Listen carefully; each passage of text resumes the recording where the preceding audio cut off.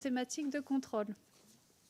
Alors, la Commission des affaires économiques a reçu au cours des derniers mois, comme vous le savez, les dirigeants de plusieurs grandes entreprises. Et dans ce contexte, évidemment, nous avons souhaité aussi entendre le point de vue des partenaires sociaux. On a reçu d'ailleurs le 14 janvier dernier également les représentants des 5 grandes organisations syndicales représentatives dans le cadre d'une table ronde. Et nous sommes ravis aujourd'hui de recevoir les présidents des 3 grandes organisations patronales dans le cadre d'une table ronde consacrée au même thème de l'économie, de la production et de l'emploi. Je remercie donc de leur présence Monsieur Patrick Martin, président du Mouvement des entreprises de France, le MEDEF, Monsieur Amir Reza Tofighi, président de la Confédération des petites et moyennes entreprises, la CPME, et de Monsieur Michel Picon, président de l'Union des entreprises de proximité, l'UDP. Cette table ronde doit être l'occasion d'un échange au moment où notre pays, comme vous le savez, connaît des difficultés, parfois, et on peut dire même de graves crises dans un certain nombre de secteurs. Le cas dans l'industrie, par exemple, pour l'automobile, la chimie, la métallurgie, dans le secteur du bâtiment aussi, ou dans le secteur du commerce de détail. Et cette situation a des répercussions d'abord sur le taux de chômage qui augmente, confirment les derniers chiffres de la DARES communiqués aujourd'hui même, plus 3,9% au 4e trimestre. Ça se traduit par aussi de nombreux plans sociaux, la fermeture de sites de production, la réduction aussi, ou alors la réduction drastique de l'activité. Et je pense par exemple aux annonces récentes de groupes que nous avons auditionnés par ailleurs, Michelin, Stellantis, Valeo, pour la filière automobile, mais aussi Lactalis, ArcelorMittal, tous auditionnés dans cette commission, ou bien encore Vancorex.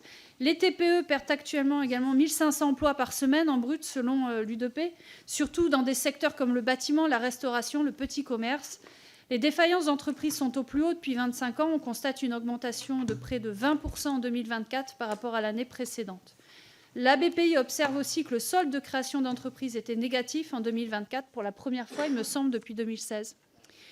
Et nous sommes évidemment de nombreux députés à être particulièrement sensibles aux répercussions de tout cela sur la capacité de la France à produire et donc à répondre aux besoins, à assurer notre souveraineté nationale en la matière.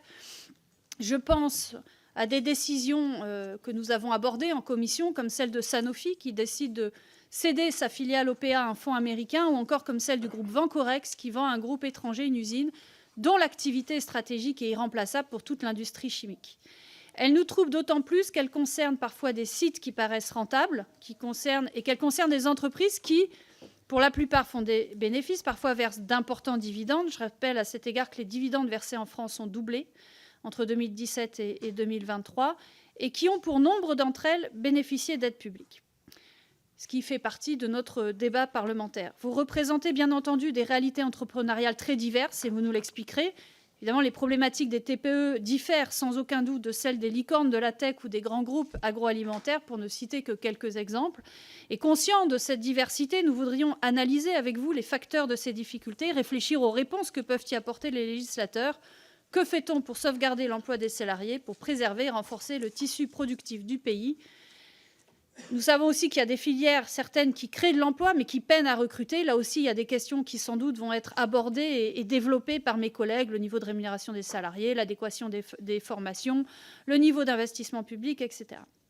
Enfin, j'aimerais que vous abordiez des réponses politiques qu'il faudrait, face au protectionnisme dont font preuve de plus en plus certains États, comme les États-Unis ou la Chine. Peut-on se passer de protection supplémentaire des filières et des secteurs les plus sensibles à la concurrence ? Je le dis d'autant plus que nous avons eu parmi les auditions des grands dirigeants, parfois des grands dirigeants qui ont insisté sur ce point-là, sur la nécessité d'aller vers davantage de protection commerciale. Merci en tout cas, messieurs les présidents, d'être à nos côtés pour informer les membres de notre commission et participer à cet échange. Je suis convaincue, en tout cas pour ma part, qu'une économie au service des besoins de nos concitoyens est possible sans sacrifier ni nos salariés et leurs compétences, ni nos entreprises et leurs capacités de production. Je vous cède maintenant la parole pour un propos introductif de 5 à 7 minutes, il me semble, par organisation. Après quoi, comme d'habitude, nous entendrons les oratrices et orateurs de groupe pour 3 minutes maximum, réponse 1 minute, voilà, en tout cas le temps qui reste dans les 4 minutes imparties. Et puis ensuite, une série de questions-réponses, 1 minute, intervenants individuels et de votre part. Voilà, et nous regrouperons les réponses par série de 5 questions pour la dernière séquence. Je vous remercie donc, et donc je passe